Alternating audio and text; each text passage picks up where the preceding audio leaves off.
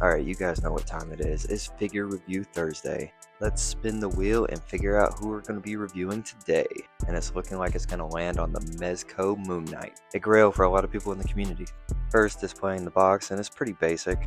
A typical Mezco box with nothing special. Pulling the figure out of the box here and getting the first look.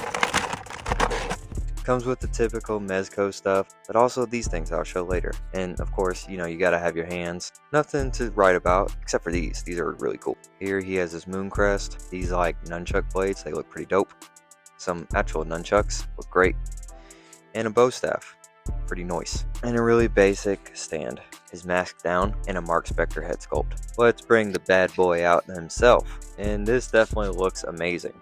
I'm definitely a lot more of a fan of the comic accurate versions of these characters, so this is a big draw for me. But the black version of this is really cool.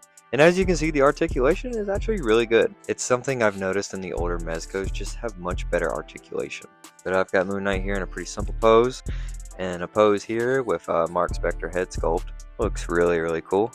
So he actually doesn't have a wired cape, which is very disappointing. However, the things I showed at the start of the video actually help keep the cape up.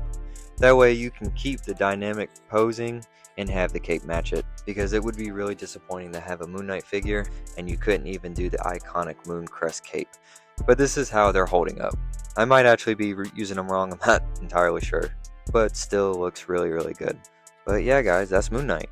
I think I'll give him an 8 out of 10. Could use some more accessories, but what do you guys think? Let me know in the comments and follow for more.